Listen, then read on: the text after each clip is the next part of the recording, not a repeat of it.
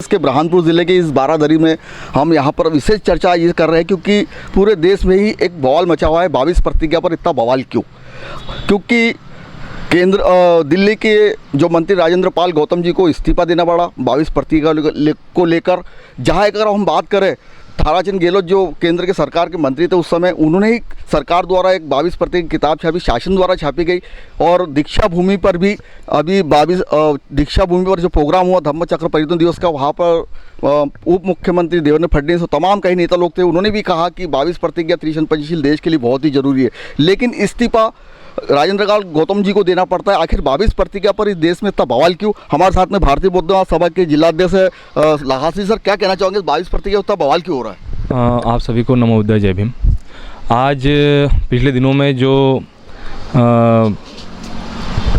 रामजी गौतम द्वारा जो 22 प्रतिज्ञा लेकर जो धम्म दीक्षा ग्रहण की गई, उसके पीछे की भूमिका ये है कि आज भी इस भारतवर्ष में यदि हम स्वातंत्रता की बात करें या स्वतंत्रता की बात करें तो दो बातें हमारे सामने आती है। एक तो राष्ट्र की स्वतंत्रता और उस राष्ट्र में रह रहे जो व्यक्ति है उनकी स्वतंत्रता, चाहे वो किसी भी जाति धर्म विशेष का हो।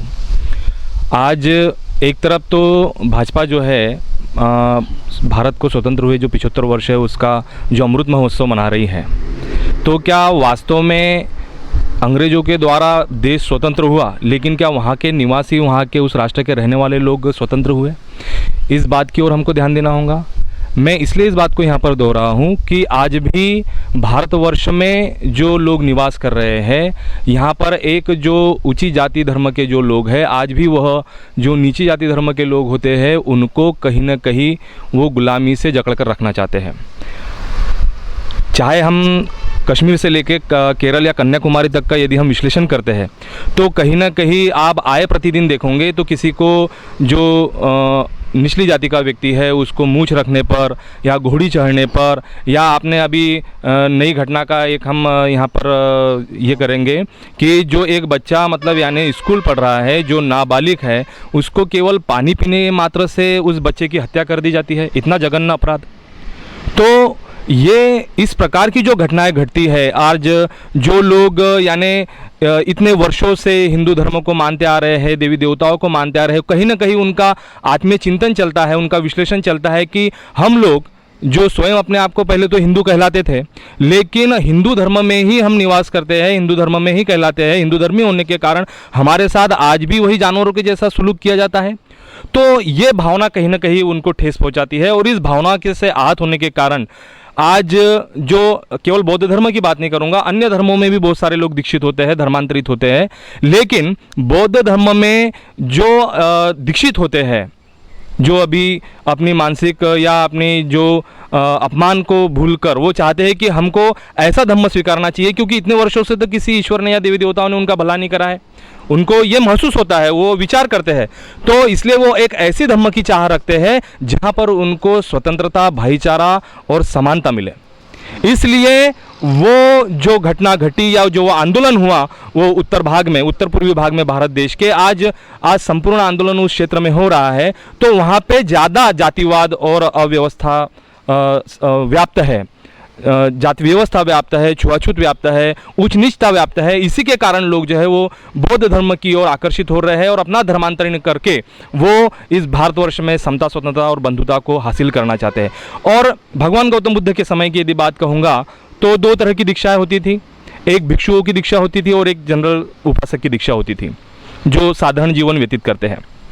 तो ये होता था बुद्ध के समय में कि जो दीक्षित हो जाते थे तो उस समय एक ऐसा बंधन नहीं था कि एक बार आप बौद्ध धर्म में दीक्षित हो गए तो आप दूसरी जगह नहीं जाएंगे। भिक्षुओं के लिए तो वो नियम थे, कड़ाई थी, पालन था उसका कि आप यदि बौद्ध भिक्षु बनते हैं तो आप दूसरी जगह नहीं जा सकते। लेकिन उपासक जो लोग बौद्ध धर्म स्वीकार करते थे वह बौद्ध धर्म में दीक्षित होने के पश्चात भी दूसरे धर्मों या दूसरे पंथों में जाते थे।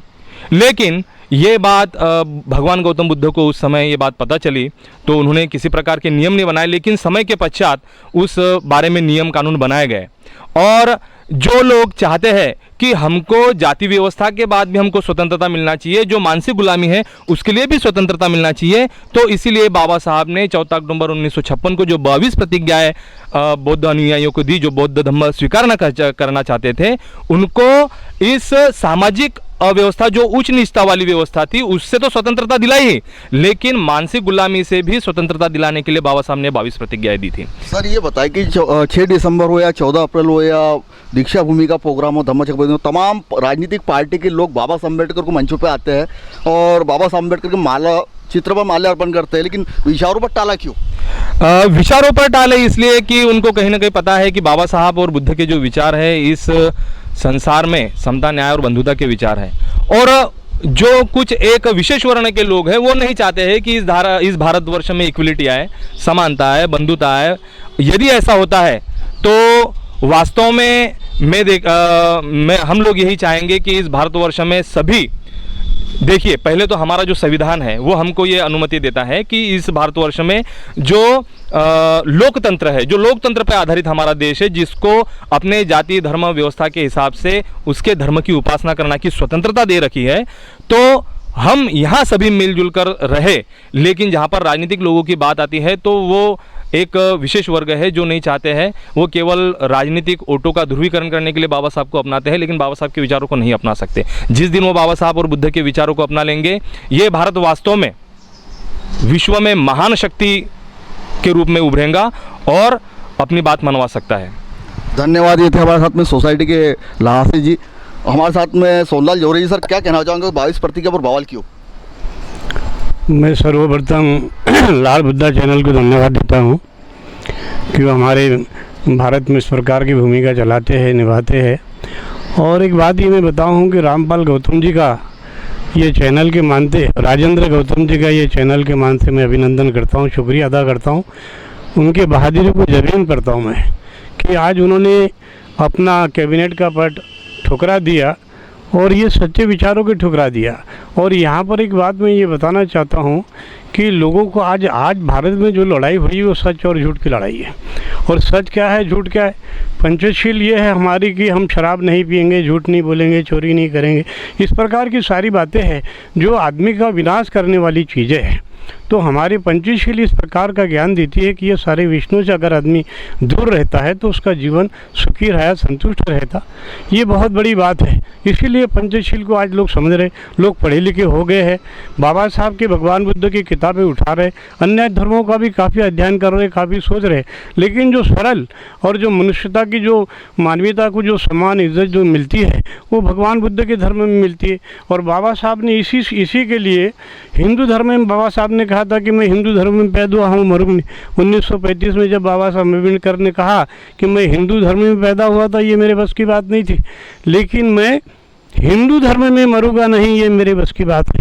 और इसलिए बाबा साहब ने 14 अक्टूबर 1956 को अनेक लाखों अनुयायियों को बौद्ध धर्म की स्वीकार दीक्षा दी थी। यही सबसे पहले बड़ा भारत में परिवर्तन हुआ है। और ये सबसे बड़ी बात है कि आज आदमी को आदमी पहचानता है, सम्मान करता है, इज्जत करता है, कोई बीच नीच की भावना नहीं है। लेकिन जब तक देश में आज के तारीख में हिटलरशाही सरकार आ गई है, वो किसी का स्वतंत्रता छीन रही है, अभिमत छीन रही है, उसको बोलने का अधिकार नहीं दिया है। जबकि भारत के संविधान ने सर्वधर्म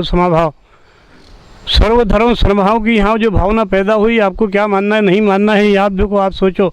लेकिन आज पढ़ा लिखा आदमी बाबा साहब और भगवान बुद्ध का इतिहास पढ़ता है, वो समझता है कि यहाँ पर कोई ज़्यादा खर्च नहीं आता है। एक अगरबत्ती, एक मोमबत्ती और 2 फूल लगते हैं, यहाँ बकरा नहीं लगता है, मुर्गा नहीं लगता है। तो लोग फिजूल खर्चे से भी आज बचने की बातें बहुत सारा सोच रहे हैं। इसलिए क्या होता है, कौन किसको मान रहा है, इसका कोई विषय नहीं है। संत कबीर हमारे देश में बहुत बड़े हो गए थे, उन्होंने कहा था कि पत्थर पूजू पहाड़ मिले या तो मैं पूजू पहाड़, पत्थर पूजे हरी मिले तो मैं पूजू पहाड़, या तो चाकी भले पीस का है संसार। कबीर साहब ये कहते थे कि अगर छोटे पत्थर में भगवान मिल जाएगा तो मैं हिमालय पर्वत को पूजूंगा, या वहाँ कुछ नहीं है तो इससे तो ये चक्की का पत्थर अच्छा है। जो हमारी माता बहनों कुछ कालखंड ऐसा गया, उस समय वो जाति पर पीस के बोलती थी। गाने बोल के पिसाती थी और वो हम खाते। तो ये कबीर साहब का जो दोहा है ये बहुत बड़ा लोगों को प्रासंगिक बनाता है और ये सच दिखाई देता है। और इसलिए आज जो उस आदमी ने इतना बड़ा कैबिनेट का पद अपना स्वीकार कर दिया, उसके सिद्धांतों उसके नीति को मैं पुनः जय भीम करता हूँ कि ऐसे बहादुर लोग ही इतिहास को बदलाते हैं और इतिहास को ही बदलाते हैं। और आज इतिहास बदलने का दौर है, लोग हमारे अपने लोग जाग रहे हैं और जो जाग रहे हैं वही अपना अधिकार भी पा रहे हैं और वही लोग अपना जीवन भी सुखी जी रहे हैं और अच्छे संस्कारों से भी फल फूल रहे हैं, अपने बच्चों को पढ़ा ले लिखा रहे।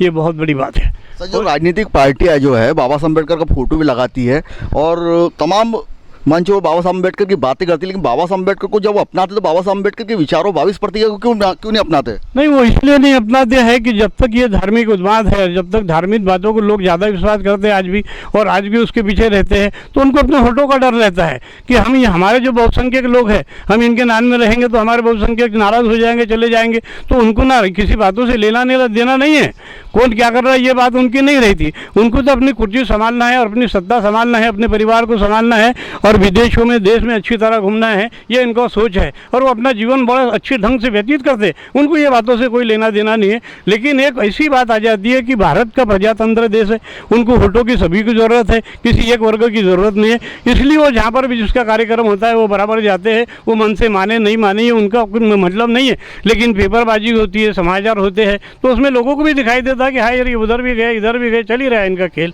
तो ये बात एक अलग हो जाती है, समझे कि नहीं। मेरे को एक शेर याद आ गया है कि बिठा के अर्श पे रखा है तूने वो खुदा क्या है जो बंदों से इतराज करे। तो आज भी हमारे होठों पे जीत के जाते हैं, आज भी हमारे कारण कुर्सियों पे बैठते हैं और हमारे कोई बोलते कि दूर हटो दूर हटो। हरिजन, आज भी एक शब्द ऐसे है सर जी, हरिजन आदिवासी, हरिजन आदिवासी, हरिजन आदिवासी, ये पूर्व अपमान है और ये जातिशोधक शब्द जो आज भी बोला जा रहा है ये निंदनीय है। अभी मैंने पेपर में सुना था, टीवी के माध्यम से सुना था, हमारी राष्ट्रपति बनी, एक महिला बनी राष्ट्रपति है, बहुत बड़ी बात है। लेकिन उसके पीछे लगाया गया जब चर्चा होती है सुनने में आता है तो बोले एक आदिवासी हो, एक आदिवासी है बोले वो। तो इस प्रकार ये जातिशोधक जो शब्द है ये कहीं ना कहीं हमको अपमानित करते हैं। और ये इसके माध्यम से मैं ये कहना चाहता हूँ कि आज बाबा साहब ने जो मूल मंत्र हमको दिए है कि शिक्षित बनो और संगठित और संघर्ष करो, लेकिन ये बातें जो है ये हमारे अपने में पैदा नहीं है। और मैं ये कहना चाहता हूँ कि जब तक हमारे अपने लोगों में संसद विधायक और सत्ता छीन नहीं पाएंगे तब तक हमारा अधिकार नहीं मिलेगा। हम रोडों पे चिल्लाते रहेंगे और वो ऐसे आराम से मज़ा मारते रहेंगे, वो बैठते रहेंगे। लेकिन अब अभी हमको सच और झूठ का समय आ गया है कि सच क्या है झूठ क्या है ये पहचानेंगे, इसके बाद में हमारा मूल्य वोट देना चाहिए। सर, आप सत्ता की बात कर रहे हो, जो सत्ता में अगर हम ये देखें तो SC ST के तमाम जो सांसद विधायक है अन्य अन्य राजनीतिक दलों में है, तो क्या ये पेन गेस्ट की तरह जब इतना बड़ा बॉन्डर मचा 22 प्रतिज्ञा पर, लेकिन एक भी SC ST सांसद बोलने को तैयार नहीं है? नहीं, ये इसलिए नहीं बोलते कि उनका कोई प्लेटफॉर्म नहीं है। वो दूसरों के प्लेटफॉर्म पे जाते हैं तो उनको कहाँ से बोलने देंगे, वहाँ तो उनको लगाम डली हुई है। अगर वो वहाँ से बोलते हैं तो वो उनको अलग हटा दिया जाता है, इस्तीफा दिया जाता है। अब यही देखिए धर्मपाल गौतम जी का हमारे, अब उन्होंने जो सच्चाई की, उन्होंने अपने जो उनको अच्छा लगा उन्होंने ग्रहण किया। तो सारा ये बात मानिए, आज मैं ये समझता हूँ कि अन्य धर्मों को इसका क्यों तिरस्कार होना चाहिए और क्यों ये बात बोलना चाहिए। और मैं तो बोलता कि उन्होंने इस्तीफा देना ही नहीं चाहिए था, क्योंकि अपनी मर्जी, हम स्वतंत्र है, भारत का देश, भारत का संविधान हमको आज़ादी देता है, स्वतंत्र देता है, तो ये तो हमारी मर्जी है।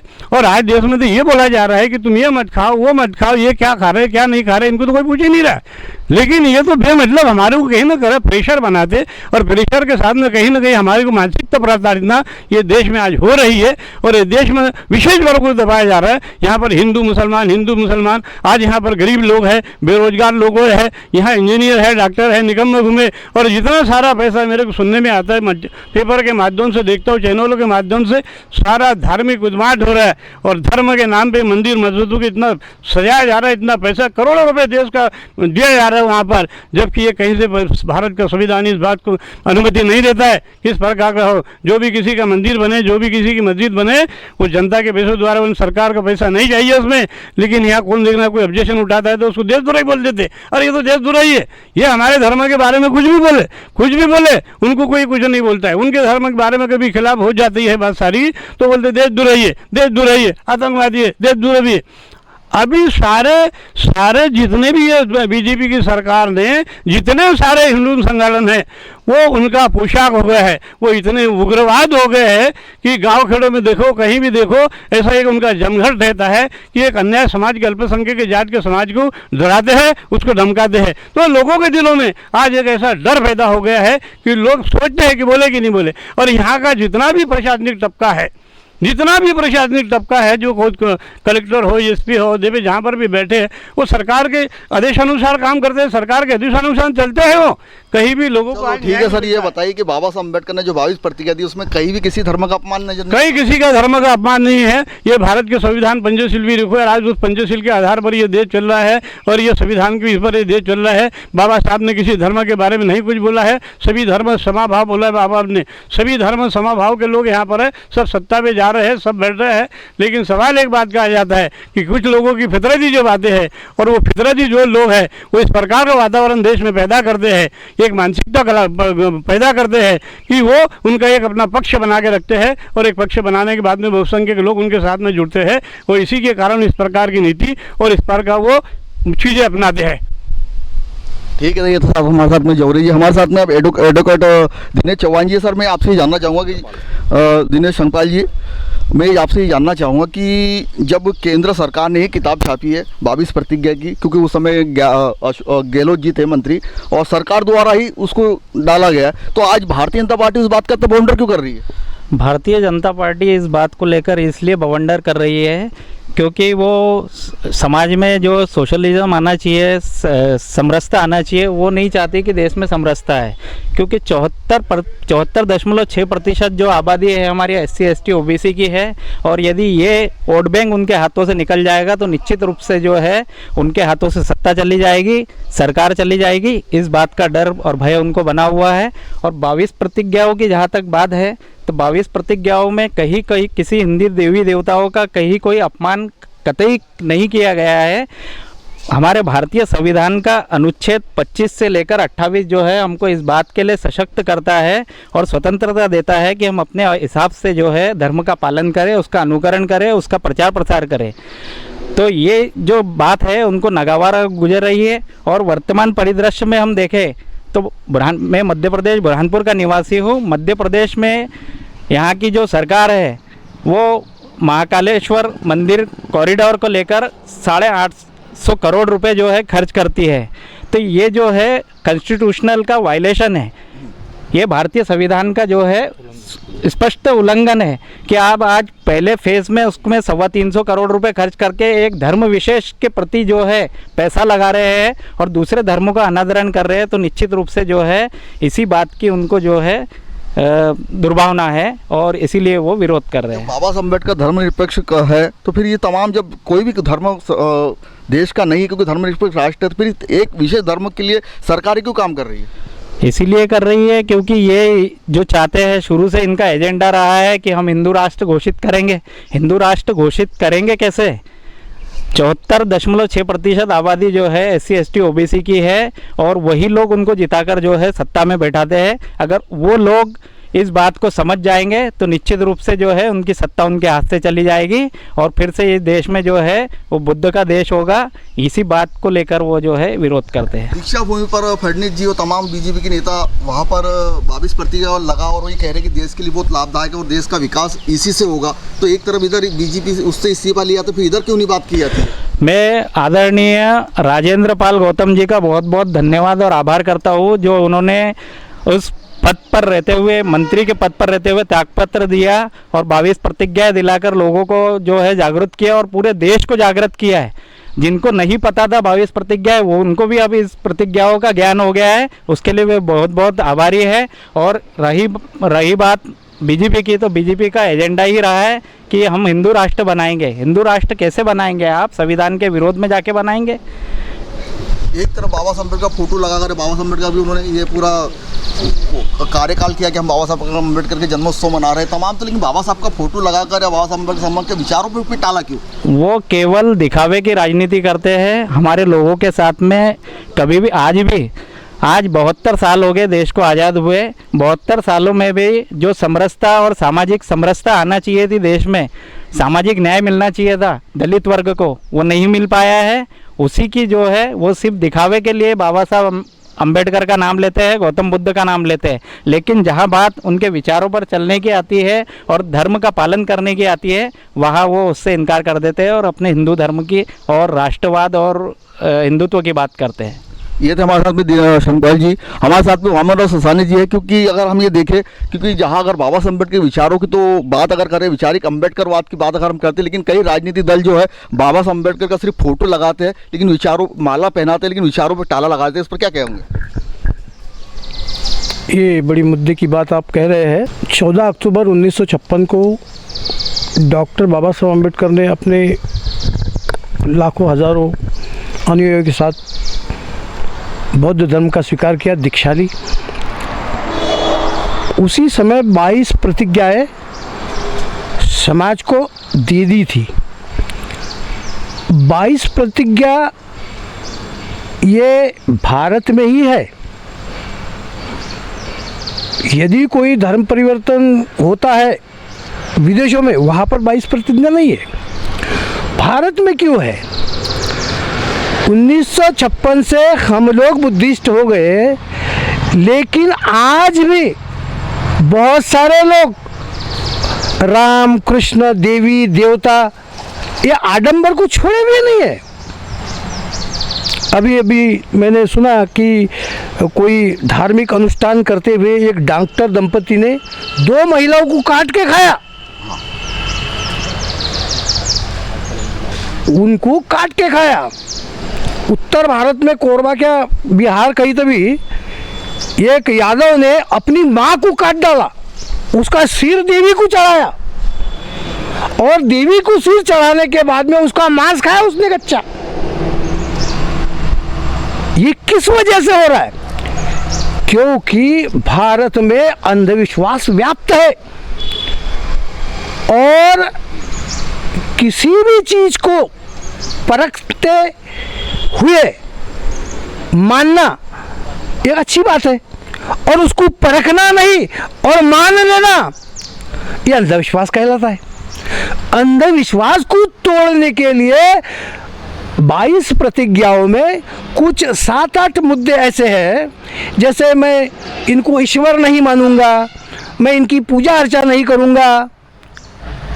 ये संविधान के प्रदत्त मुझे अधिकार है और ये वर्ल्ड दुनिया के लोग भी इस बात को मानते हैं और मानेंगे कि भाई मुझे क्या करना है, किसको मानना है। आपने देखा होगा कि भगवान के अस्तित्व के लिए करोड़ों रुपया खर्चा करके गॉड पार्टिकल ढूंढने का प्रयास किया गया। अरे दुनिया में गॉड नाम की कोई चीज़ है ही नहीं, ईश्वर नाम की कोई चीज़ है ही नहीं, तो कहाँ से मिलेगी? ईश्वर शब्द सिर्फ राजनीति करने वालों का एक हथियार है, एक शस्त्र है, ऐसा मैं समझता हूँ। क्योंकि जब जब ईश्वर का निर्माण किया है, वो ईश्वर के द्वारा लोगों को डरा के धमका के उनको गुलाम बनाने की कोशिश की है और करते आ रहे हैं। और इसलिए बाबा साहब अम्बेडकर ने कि हमारे लोग हिंदू धर्म में तो गुलाम थे, हिंदू धर्म से हमारे लोग जब बुद्धिस्ट बन रहे तो आज़ाद हो जाए। वो एक दूसरे को प्रेम स्नेह सारी बातें 22 प्रतिज्ञाओं में है। इसलिए 22 प्रतिज्ञाएं हमारे भारत में प्रासंगिक है। मैं तो ये चाहूँगा कि सभी लोग 22 प्रतिज्ञा भारत में लेवे, और वो यदि लेते हैं तो निश्चित रूप से भारत का कल्याण होगा। क्योंकि 22 प्रतिज्ञाओं में जो बातें लिखी है उसमें कुछ बातें, जैसे मुद्दा 6 का है कि मैं पिंडदान नहीं करूँगा, मैं वो श्रद्धा पक्ष वगैरह वो नहीं करूँगा। साथ ही साथ ये कहते हैं कि मैं ब्राह्मण के द्वारा कोई भी पूजा पाठ नहीं करवाऊँगा।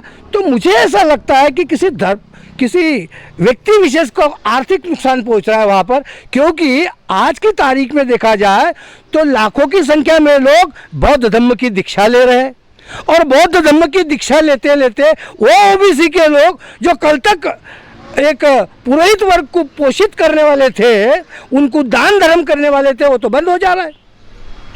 इसलिए 22 प्रतिज्ञाओं का यहाँ पर विरोध हो रहा है, ये निश्चित समझ जाना चाहिए। अब यहाँ पर मुद्दा आता है राम कृष्ण और देवी देवताओं का। बौद्ध होने, इतने सालों से हम बौद्ध होने के बाद में आज भी उन देवी देवताओं के चक्कर में से नहीं निकले। आज भी हमारे समाज के बौद्ध होने के बाद में भी उनके शरीर में देवता आता है। किसके शरीर में? आंग में आता है। आंग में आता है और वो घूमने लगते हैं। तो ये किसकी वजह से है? ये अंधविश्वास की वजह से, अंधश्रद्धा की वजह से है। और ऐसी कोई चीज़ नहीं है, एक मानसिक बीमारी है वो, लेकिन लोग डरते भी हैं। और इस अंधश्रद्धा के कारण शोषण भी हो रहा है। मैं यहाँ पर एक बात स्पष्ट कर देना चाहता हूँ कि कितने सालों से हमारे लोग भगवान को मानते थे। श्री रामचंद्र जी को कितने दिनों से मानते थे, कृष्ण जी को कितने दिनों से मानते थे, देवी देवता दुर्गा ये सभी को मानते थे। आज भी कुछ लोग हमारे मानते हैं, लेकिन आज भी आप देख रहे हैं कि एक घड़े से एक अछूत बालक छूता है, घड़े को पानी पीता भी नहीं है, छूता है, उतने में उसको मार डाला जाता है। तो उस समय जब संविधान नहीं था, जब कोई कानून कायदा नहीं था, असभ्यता और जंगल राज था, उस समय हमारी हालत क्या होगी? पानी के लिए हमको वंचित रहना पड़ता था, पानी के लिए तड़प तड़प के मरते थे। उस समय कोई कृष्ण, कोई राम, कोई देवी देवता, 33 कोटि देवी देवता हमारी मदद करने के लिए आए नहीं। मैं तो ये बात को यहाँ पर कायम कर देना चाहता हूँ, यदि था, भगवान के मन में सबके प्रति प्रेम होना चाहिए, सलीका होना चाहिए। हमारा शोषण, हमारे लोगों को दबाया गया, अनुसूचित जाति अस्पृश्य करार दे दिया गया। कौन सा धर्म है ये जो एक को उच्च बनाता है और एक को नीच बनाता है? इस धर्म को निश्चित रूप से बाबा साहब ने त्याग दिया। हमें भारत देश के सभी लोगों के लिए बाबा साहब ने बहुत अच्छा मार्ग खोल दिया कि लोग इसका अवलोकन करें, इसका अनुसरण करें, और भारत की उन्नति निश्चित रूप से यदि होंगी तो बौद्ध धर्म से होंगी। आपने देखा होगा कि यहाँ पर सिर्फ और सिर्फ व्यक्ति पूजा हो रही है, व्यक्ति को लोग मान रहे। विचारों की पूजा होनी चाहिए, विचारों को मानना चाहिए, यह फर्क आ गया है। और आज का जो प्रसंग है, राजेंद्र पाल गौतम जी ने 22 प्रतिज्ञाएं ली। आम आदमी पार्टी से है वो। आम आदमी पार्टी से होने के कारण गुजरात में चुनाव होने जा रहे हैं ना, कुछ तो मुद्दा होना चाहिए। बीजेपी के पास में गुजरात के लिए कोई मुद्दा नहीं था, क्योंकि इनकी पोल वहाँ केजरीवाल ने खोलने का प्रयास किया और वो उसमें सफल होने जा रहा था, कोई मुद्दा नहीं था। आम आदमी का जो मिनिस्टर था राजेंद्र पाल गौतम, उन्होंने 22 प्रतिज्ञा ली। उसमें स्पष्ट कहा है ना, कृष्ण को गलत नहीं बोला कुछ भी, राम को कोई गलत बोला नहीं। उसने बोला मैं इनको नहीं मानता हूँ भाई, और तुम बोल रहे मान न मान मैं तेरा भगवान। ये बात जमती नहीं है। लोकतंत्र के अंदर, भारत के संविधान के अनुसार ये बात जमती नहीं है कि मान न मान मैं तेरा मेहमान। मैं बोल रहा हूँ ना कि भाई मैं उसको नहीं मानता हूँ, मैं बुद्ध को मानता हूँ। और दूसरी महत्वपूर्ण बात है, वहाँ पर यह भी बताया कि पूजा अर्चा नहीं करूँगा। धर्म में हमारे कोई पूजा अर्चा नहीं होती, आडंबर नहीं होता है। विचारों की पूजा यहाँ पर होती है, विचारों को सर के अंदर घुसाया जाता है, वो बुद्ध धर्म कहता है। और इसलिए यहाँ पर मैं ये कहना चाहता हूँ कि एक छोटे से चुनाव के कारण ये 22 प्रतिज्ञाओं को मुद्दा बना दिया। जिनकी जो बाबा साहब से संबंधित किताबें जो केंद्र सरकार ने छापी है, उसमें सारी बातें हैं। सरकार ने प्रचार करना चाहिए, मतलब सरकार ने पढ़ी नहीं क्या वो किताबें, और पढ़ी नहीं तो छापी क्यों? पढ़ना चाहिए था उन्होंने। और 1956 में बाबा साहब ने जब इस बात को कह दिया कि 22 प्रतिज्ञा है और हमारे लोगों को लेना चाहिए, और मैं तो ये चाहता हूँ कि ये प्रासंगिक है, हर एक आदमी ने 22 प्रतिज्ञाओं का पालन करना चाहिए। निश्चित रूप से प्रतिज्ञा है, उसका पालन होना चाहिए, तभी हमारा कल्याण होगा, तभी हम आडंबर, अंधश्रद्धा और इन सब बातों से बाहर निकल पाएंगे। किंतु राजनीति करने के लिए ये लोग हमें बाहर निकलने नहीं देना चाहते हैं। मैं यहाँ पर एक बात कहना चाहूँगा, आप राजनीति अपनी जगह पर कीजिए, लेकिन हम जब समझदारी कर रहे हैं, हम जब आडंबर, अंधश्रद्धा, इन सब बातों से बाहर निकल रहे हैं, तो हमें क्यों रोका जा रहा है? हमें रोकना नहीं चाहिए। मैं मेरे धर्म की बात कर रहा हूँ, मैं इस्लाम की बात नहीं कर रहा हूँ। मैं इस्लाम धर्म में कोई किसी प्रकार से इंटरफेयर नहीं कर रहा हूँ। मैं क्रिश्चियन धर्म पर कोई किसी प्रकार से इंटरफेयर नहीं कर रहा हूँ। मैं तुम्हारे हिंदू धर्म में किसी प्रकार से किसी पर टीका टिप्पणी नहीं करता हूँ। मैं मोदी जी को नहीं मानता तो नहीं मानता, मैं हमारे क्या नाम राहुल गांधी को नहीं मानता तो नहीं मानता। अब मेरे को ज़बरदस्ती बोलेंगे कि राहुल गांधी को मानना पड़ेगा तुमको, राहुल गांधी की पूजा करनी पड़ेगी तुम, तो ये तो कोई कायदे में नहीं बात बैठती ना। इतना भी समझ नहीं है। प्रचार प्रसार में अपने पार्टी को पावर में लाने के लिए कुछ भी कर बैठ रहे, ये मूर्खता की लिमिट है। और इस तरह की हरकतें भारत में होते जा रही है, लेकिन बहुत दिनों तक नहीं चलने वाली है, क्योंकि भारत के अधिकतर ओबीसीज के लोग जाग गए हैं, आदिवासी लोग जाग गए हैं, अनुसूचित जाति के लोग जो हिंदू मजहब को चाहने वाले थे वो बौद्ध धर्म की दिशा ले रहे हैं।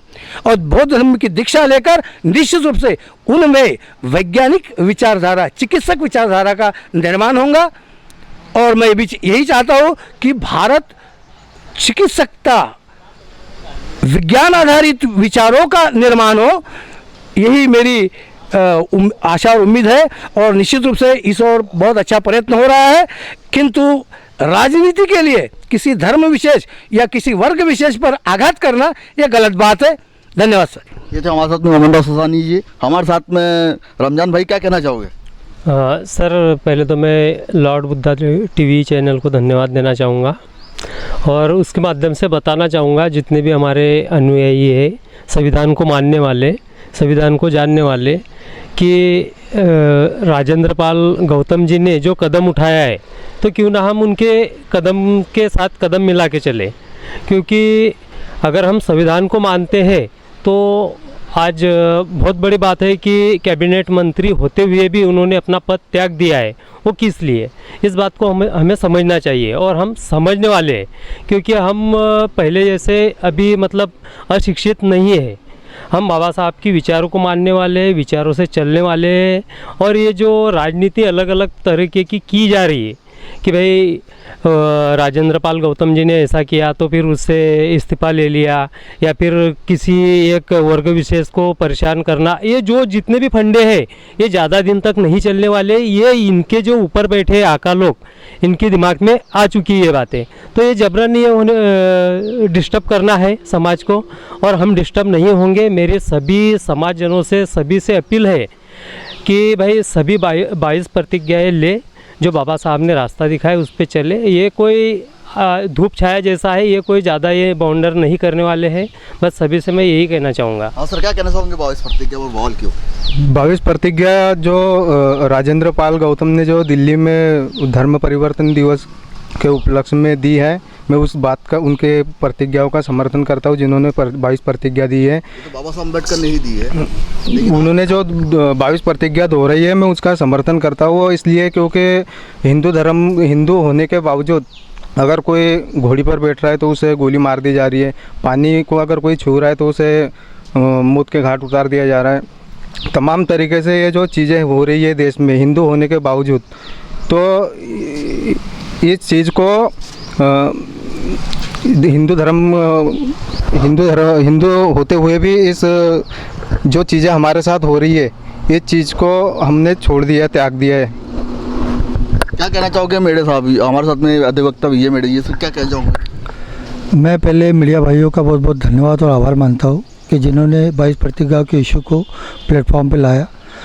मुझे हैरानी इस बात की होती है कि हिंदू धर्म नाम की कोई नहीं, अपन तो खैर वो 22 प्रतिज्ञा पर आज बवाल क्यों हो रहा है, इस बात को भी अपन जानना चाहेंगे। ये सनातनी जो धर्म के ठेकेदार बने हैं, इन चीज़ों को जो है अवॉइड करके समाज के बीच में लाने का प्रयास किया जा रहा है।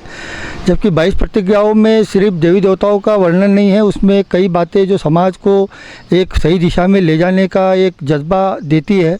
उन बातों को अगर हमारा समाज अंगीकार कर ले तो मैं पूरे भरोसे के साथ, विश्वास के साथ कहता हूँ कि समाज में ये कुरीतियाँ और समाज की जो आर्थिक स्थिति कमज़ोर हो रही है, जो हमारा समाज शिक्षा के महत्व को नहीं समझ पा रहा है, उन 22 प्रतिज्ञाओं में उसका पूरा आवरण है, उसका पूरा वर्णन है।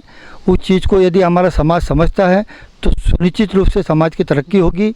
और समाज जिन आडंबर के चक्कर में अपना पैसा बर्बाद कर रहा है उससे बचेगा। वही पैसा वो अपने बच्चों की शिक्षा में उपयोग कर सकते हैं, जिससे बाबा साहब का जो नारा था, शिक्षित बनो, संगठित बनो और संघर्ष करो, वो कहीं ना कहीं पूरा दिखाई दे रहा है।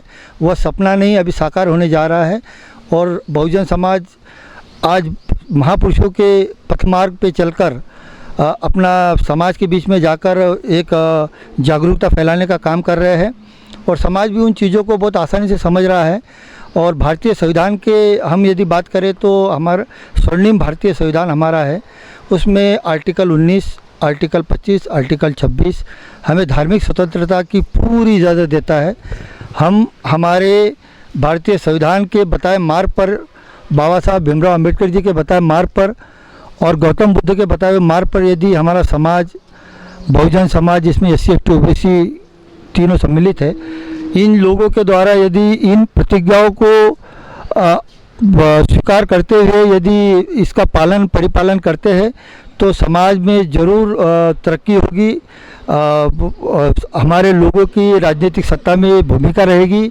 क्योंकि माननीय और काशीराम जी ने भी कहा है कि जिसकी जितनी संख्या भारी उसकी इतनी हिस्सेदारी। हम हमारी संख्या के अनुपात में हमारी हिस्सेदारी को भूल गए हैं।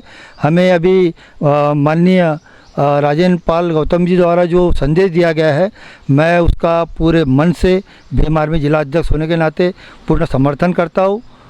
सर, जो SC, ST के कई सांसद विधायक अन्य दलों में है, लेकिन राजेंद्र पाल गौतम के समर्थन में एक भी नहीं आया, आखिर वजह क्या है? क्या पेन के ST की तरह है सब? मैं राजेंद्र पाल जी के बातों का समर्थन करते हुए उन दलाल नेताओं से कहना चाहता हूँ कि ये एक ऐसा समय है जहाँ हमें एक प्लेटफॉर्म दे दिया है, राजेंद्र पाल जी ने दिया है। इस कार्य को यदि हम आगे नहीं बढ़ा सकते तो पीछे भी नहीं ले जाना है। समाज हर परिस्थितियों को समझने के लिए अभी परिपक्व हो चुका है।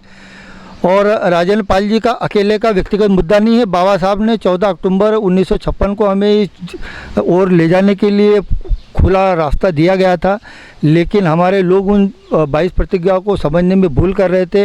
आज समाज इन चीज़ों को समझ के हमारे धार्मिक स्वतंत्रता के आधार पर हर वो चीज़ करने को हमें संविधान अनुमति देता है। हमें ये मुट्ठीभर लोग जो सनातनी धर्म के ठेकेदार बने, इनके बरगलाने पे नहीं आना है और समाज में शांति कायम रखना है। तमाम राजनीतिक दल बाबा साहब अम्बेडकर का फोटो लगा रहे हैं, तो क्या बिना विचारों के ही बाबा साहब अम्बेडकर का सपना साकार करना चाहते हो? बाबा साहब के खुद के अभिमत है, लिख कर गए हमारे बाबा साहब भीमराव अम्बेडकर जी कि मुझे पूजा पाठ में मत ढूंढो, मुझे किताबों में ढूंढो। अब राजनीति सत्ता के जो लोग हैं उनको पता है कि यदि हमने बाबा साहब की वैचारिक क्रांति को समाज के बीच में लाके खड़ा किया तो हमारा सफाया हो जाएगा। इसीलिए वो सिर्फ बाबा साहब का एक फ़ोटो सेशन करके समाज में ये मैसेज पहुंचाना चाहते हैं कि हम बाबा साहब के अनुयायी हैं। बाबा साहब के ये अनुयायी हैं तो नागपुर में भी फडणवीस सरकार ने 22 प्रतिज्ञाओं को घोषित किया है। हमारे केंद्र सरकार के जो पटल पर जो है इस भारत सरकार के द्वारा 22 प्रतिज्ञाओं को अपने संस्करण में लेकर इसका पाठ्यक्रम तैयार करके इसको वितरित किया जा रहा है। नरेंद्र मोदी जी जब विदेशों में जाते हैं तो वह दावा करते हैं कि मैं भारत का निवासी हूँ, बुद्ध के देश से आया हूँ, बाबा साहब के विचारों को मानता हूँ, परंतु जैसे ही वो भारत लौटते हैं तो बुद्ध के खिलाफ में ही क्रांति करना चालू कर देते। ये दोगलापन, दोहरा चरित्र जो है लोगों के संज्ञान में आ रहा है और लोग अभी मजबूती के साथ अपनी अधिकारों की लड़ाई और हमारे हक की लड़ाई लड़ने को तैयार हो चुके हैं। धन्यवाद। ये थे मेडे जी। हमारे साथ में मराठा सेवा संघ के राष्ट्रीय प्रवक्ता है और उत्तर प्रदेश के प्रभारी प्रमोद महाजन। सर, एक तरफ जहाँ सरकार, यहाँ के कोई लोग मंत्री विदेश में जाते थे कि हम बुद्ध की धरती से आए, और जहाँ देश में ही बुद्ध की विचारधारा फैली तो विरोध भी हो रहा है कि 22 प्रतिज्ञा विरोध, आखिर इस पर क्या कहना चाहोगे? सभी को जय जी जाऊँ। अभी जो आपने जो प्रश्न किया वो प्रश्न के अंदर ही उसका उत्तर समाहित है। तथाकथित लोग आज तक के बताते हैं त्रेता युग हो गया, तुम्हारा द्वापर युग हो गया, उस वक्त कृष्ण बंदे जगत गुरु, इस युग को आज तक के हमारे बच्चे के मुंह पर भी है। पर जब ये बौद्ध का जो युग चालू हुआ तो बौद्ध धर्म ये पूरे विश्व में था, भारत में ही नहीं। हम सभी सिंधु घाटी की सभ्यता वाले हम सबके सब बौद्धवासी हैं। जब आर्यों ने अतिक्रमण कर हमारे बौद्धों के भिक्षुकों के छर छाटे और ज़बरदस्ती हिंदू की संकल्पना डाली, तब जाकर हिंदू भारत के अलावा कहीं नहीं मिलेगा। ये सबसे बड़ी विशेषता है। वो वहाँ जो दूसरे देश में मिलेगा भी नहीं तो यहाँ से निर्यातित है। इसलिए मोदी जी जैसे आदमी को भी विदेश में जाकर कहना पड़ता है कि मैं बौद्ध के भूमि से हूँ। बौद्ध की भूमि से हूँ, इसका मतलब क्या है कि बौद्ध ही हमारा विश्व गुरु है, बौद्ध ही हमारे विश्व के अंदर क्रांति लाए हैं। वो धार्मिक क्रांति हो, आर्थिक क्रांति हो, सभी समाज के बारे में समता वाली का पाते हो, सभी प्रकार की विचारशील ध्येय जो है वो बौद्ध धर्म में समाहित है।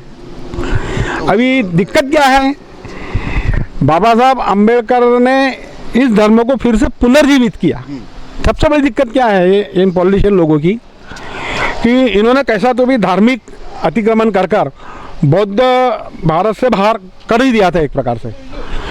परंतु अक्टूबर 1956 और ये अक्टूबर 2022 प्रयोग देखो कैसा है। वो भी अक्टूबर का ही महीना था, ये भी अक्टूबर का ही महीना है। बाबा साहब ने जब बौद्ध धर्म की दीक्षा ली तो यहाँ पर क्रांति की शुरुआत हो गई। अभी उस क्रांति के विरोध के अंदर मनुवादी जैसी संस्थाओं ने, वो उस वक्त बचपन में थी, 1956 के अंदर आरएसएस बचपन में थी, वो इतना घोर विरोध नहीं कर सकती थी। अगर वो करती थी तो उसको वहीं कुचल दिया जाता था। पर आज उसके 100 साल होने में सिर्फ 2 या 3 साल बाकी है। इसलिए आज जो हमारे गौतम जी ने जो 22 प्रतिज्ञाओं का फिर से जो पुनरुच्चार किया, तो ये तो फुल फॉर्म में है अभी, इसलिए उन्होंने उसका विरोध किया। और ये विरोध जो है ये धार्मिक नहीं है, ये राजनीतिक है। इसको समझने की कोशिश की जाए। हमारा बौद्ध धर्म को दबाने की ताकत खुद बौद्ध भी आ गए अभी तो उनमें भी नहीं है। ये बौद्ध धर्म अभी लोगों के इतने दिमाग में है, आज भी है, और विश्व के अंदर आज भी बौद्ध धर्म के सिवाय पान नहीं हिलता। पर परेशानी क्या है, वो जो नुपुर शर्मा ये अगर किसी धर्म के बारे में बोलती है तो आरएसएस हो जाती है। बौद्ध धर्म की जब चर्चा होती है और बहुजनों का उसके साथ में संबंध आता है तो हिंदू खतरे में आ जाता है। दिक्कत ये है, सबसे बड़ी दिक्कत क्या है ये है। अभी गौतम जी का ही क्यों रिजाइन लिया गया भाई? सुरेंद्र जैन भ्रष्टाचारी जेल में है, वो सिसोदिया भ्रष्टाचारी, तो ये केजरीवाल ने उनसे क्यों नहीं राजीनामा मांगा भाई? सादी बात है, सबसे पहला राजीनामा तो भ्रष्टाचारियों का होना चाहिए था। गौतम जी ने तो कोई गलत बोला ही नहीं ना। उन्होंने जो बौद्ध धर्म की जो भी आधारशिला है उसका पुनरुच्चार किया है। वो अगर गलत रहता था तो उस वक्त ही बाबा साहब का विरोध होता था। बाबा साहब का उस वक्त विरोध नहीं हुआ, इसका मतलब सर्वमान्य है वो 22 प्रतिज्ञा है। आज विरोध हो रहा है तो ये धर्म का विरोध नहीं है, ये राजनीतिक विरोध है और बहुजनों को बलगाने का विरोध है। ये हमें समझना चाहिए। आज नए पाठ्यक्रम के अंदर हमारे जितने भी महामानव महापुरुष है वो सब गायब कर दिए इन हरामखोरों ने, एनसीईआरटी ने, इन्होंने सब गायब कर दिए और वो इम्प्लीमेंट करने का बहुत जम के प्रयत्न चल रहा है। तो ये क्रांति के बाद की उनकी प्रतिक्रांति है। तो इसलिए अब समय आ गया है कि हमको फिर से क्रांति करना पड़ेगी। और वो क्रांति ऐसी नहीं कि हम इधर 22 प्रतिज्ञाएं भी ले और उधर गणपति बाप्पा मोरिया भी करें। ये सबसे बड़ी दिक्कत है हमारी। ये सिर्फ SC ST की नहीं, सबसे ज़्यादा परेशानी है OBC में, क्योंकि संख्या ज़्यादा है। तो जहाँ संख्या ज़्यादा होती है उसका अनुकरण ही छोटे संख्या वाले करते हैं। तो अभी इसकी शुरुआत अभी जो OBC के अंदर हो गई है बड़े पैमाने के ओबीसी जो ले रहे हैं, तो अभी एक नया सूरज दिख रहा है हमें निकलते हुए भारत में, और ये नए सूरज को नहीं निकलना चाहिए, इसलिए इसका विरोध है। ये धार्मिक विरोध नहीं, एक मैं अभी से बोल दे रहा हूँ कि सभी अपने दिमाग से निकाल डालो, ये धार्मिक विरोध करने की इनकी औकात नहीं है, बौद्ध धर्म का विरोध करने की, क्योंकि ये अगर धार्मिक विरोध करते थे तो वहाँ जाकर मैं बुद्ध के देश से आया ये बोलने की उसकी औकात नहीं थी। तो हमें भी उसी प्रकार से उसका प्रत्युत्तर देना चाहिए जिस हिसाब से उन्होंने हमें यहाँ पर दबाने की कोशिश की है। तो इसीलिए हमको क्या करना पड़ेगा, बाबा साहब ने पहले ही बताया हमको, शिका समझा आणि संघर्ष करा। तो ये जवाबदारी अब हमारे पर आ गई है। सबसे बड़ी दिक्कत क्या है, बाबा साहब का अनुकरण करते हैं हम, मान्य है सब है, पर मेरे घर के अंदर ही मेरे परिवार के विचार नहीं बदले हैं, तो उपयोग क्या। तो मुझे मेरे घर से शुरुआत करना बहुत ज़रूरी है, तब जाके समाज में परिवर्तन आएगा। और क्रांति की तो बहुत गरज है, उसके ऊपर तो बहुत बोला जा सकता है आज के वातावरण में। और जब बाबा साहब ने जो परिस्थितियाँ समय निर्माण हुई थी, सब शहर की परिस्थितियाँ है, कोई बदलाव नहीं है। आज भी हम गुलामगिरी में ही जी रहे हैं। उस वक्त की गुलामगिरी लोगों को दिखती थी, वो मारते ठोकते थे, ये थे। अभी इन्होंने हमारे को धार्मिक उन्माद, शारीरिक छल तो कर ही रहे भाई, अभी भी दिख रहा है 2-4 उदाहरण अपने को, जो माइनॉरिटी के लोगों का है उनका, पर जो ओबीसी के लोगों का है उनका धार्मिक ये कर रहे हो। तो इसलिए अभी हमें वही विचार जो बाबा साहब ने दिए हैं ये घर घर तक पहुंचाना है, पर शुरुआत मेरे घर से होना चाहिए, तभी जाकर हम इसके अंदर कुछ परिवर्तन की अपेक्षा करते हैं। जय जिदव, जय शिवराम। हमारे साथ में दीपक आदिवाल जी है, जो कुछ समय पहले बौद्ध धम्म की दीक्षा भी उन्होंने ग्रहण की है पाचवरा के अंदर। सर आज लेने 8 नवंबर को बौद्ध धम्म की ये दीक्षा ग्रहण करने वाले हैं, और इसके पहले जो भी कार्यक्रम उन्होंने उनकी जो संस्कार किए बौद्ध धर्म से करे। सर ये बताइए कि 22 प्रतिज्ञा पर अब बवाल क्यों हो रहा है? सबसे पहले आपको एक बात समझनी होगी कि बाबा साहब ने 14 अक्टूबर 1956 में बौद्ध धम्म की दीक्षा ली। क्या वहाँ से लेकर आज तक भारत में बौद्ध धम्म की दीक्षा हुई नहीं? क्या हुई? बहुत सारी हुई, बहुत सारे जनों ने लिए, 22 प्रतिज्ञा ली, तब इसका बवाल नहीं हुआ। मगर आज ही क्यों हो रहा है? आपका सवाल है आज ही क्यों हो रहा है? तो इसके पीछे है बाबा साहब का ही वर्ड, ये डिकोड होता है कि ये जो धर्म की मुद्दा नहीं है, ये राजनीतिक मुद्दा है। तो जो बाबा साहब ने उस समय बोला था वो आज वो सत्य होने जा रहा है। जो राजनीतिक मुद्दा है आज राजनीतिक मुद्दा, इसका मतलब क्या है कि गुजरात का, जैसे सर ने बताया कि गुजरात के अंदर अभी वो विधानसभा के चुनाव है। अब चुनाव के अंदर जाते समय लोगों को मुद्दे होना, और गुजरात ये आरएसएस की फैक्ट्री है, आरएसएस की फैक्ट्री। और जो कोई फैक्ट्री पे अगर कोई आक्रमण करता है, जैसे केजरीवाल ने आक्रमण किया, फैक्ट्री पे आक्रमण किया, गुजरात पे अटैक किया, आरएसएस के फैक्ट्री पे अटैक किया। यह अटैक के बाद उनके पास में उसको डिफेंस करने के लिए या कुछ नहीं था। देखिए जो राजेंद्र पाल गौतम जी है वो पहले धार्मिक एक संस्था चलाते, सामाजिक संस्था चलाते जय भीम नाम से, और जो कार्यक्रम उन्होंने लिया, जो बैनर के तले वो गए, वहाँ वो कैबिनेट मंत्री बोल के नहीं गए। एक बारीक माइक्रो बात ध्यान में रखिए, वो खुद होकर गए, वहाँ पर एक व्यक्ति होकर गए जो बुद्धिस्ट व्यक्ति है, और जो बुद्धिस्ट व्यक्ति है वो बुद्ध को मानने वाला है, तो 22 प्रतिज्ञा बोलेगा, बराबर 22 प्रतिज्ञा बोलेगा। वो बोला, वहाँ पर चर्चा होती है, सब बातें होती, मगर टीवी पर डिबेट आती है।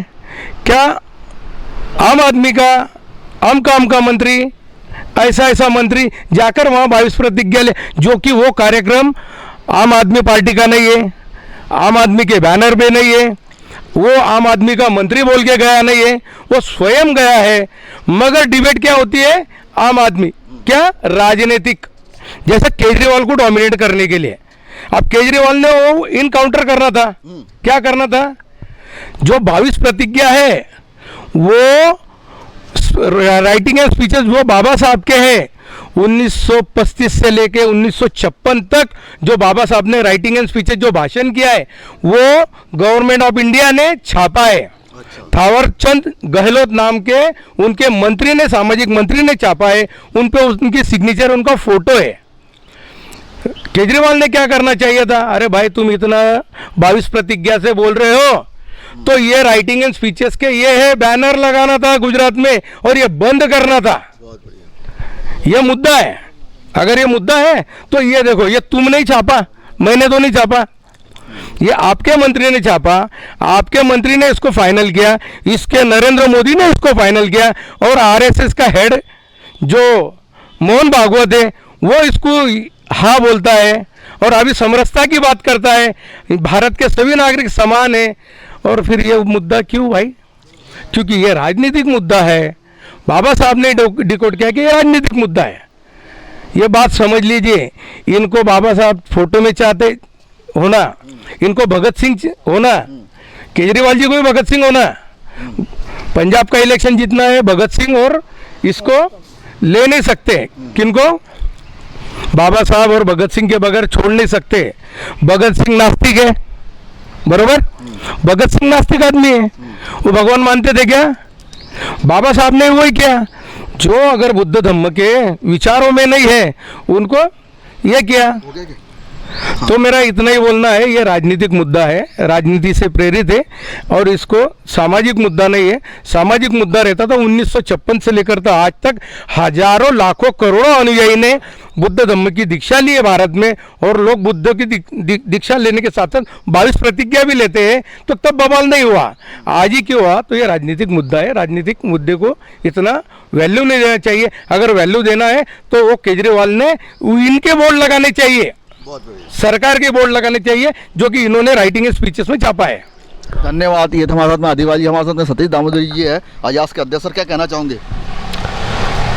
देखिए, आज की जो परिस्थितियां हैं उन परिस्थितियों को अगर हमने बारीकी से अवलोकन किया तो उन अवलोकनों से ये ज्ञात होता है कि जो भारत देश धर्मनिरपेक्षता के सिद्धांत पर चलकर समस्त धर्म के जाति, वंश, लिंग को मानने वाले प्रत्येक व्यक्ति को स्वतंत्रता देता है और उस स्वतंत्रता के आधार पर हर व्यक्ति को अपने अनुसार किसी भी धर्म को मानने का अधिकार है। और यह बात जब भारतीय संविधान बन रहा था उस समय क्लियरली ये बात सिद्ध हो गई थी, डिबेट हुई थी और उस डिबेट के माध्यम से धर्मनिरपेक्षता के सिद्धांत पर बात आई थी और सबने अपने अपने धर्म, डिबेट में सब धर्म के लोग आए थे और उस डिबेट में सारी चीज़ों पर चर्चा हुई थी। उसमें उस समय भी ये प्रश्न उठा था और उन प्रश्नों को खंडित करते हुए डॉक्टर बाबा साहब अम्बेडकर ने 1935 में जब घोषणा की थी, घोषणा करने के पीछे भी कुछ कारण था कि बाबा साहब ने बचपन से लेके तो अध्ययन रहते हुए, नौकरी पे रहते हुए, नौकरी के बाद उनके साथ में जो छुआछूत की भावना, जो जातिवाद की भावना, जो असमानता की भावना, जो इन सारी परिस्थितियों से उनके साथ जो छल कपट पूर्ण नीति अपनाकर उनको हमेशा नीच कहकर पुकारा जाता था, उनको अपमानित किया जाता था, इन्हीं आधारों पर मानकर उन्होंने जब भारतीय संविधान लागू हुआ उसमें भी उन्होंने इसको रूपांतरित किया और रूपांतरित करके उन्होंने, अगर हम देखें डॉक्टर बाबा साहब अम्बेडकर की कुछ जो किताबें हैं, Buddha and Dhamma, Hindu readers और कास्ट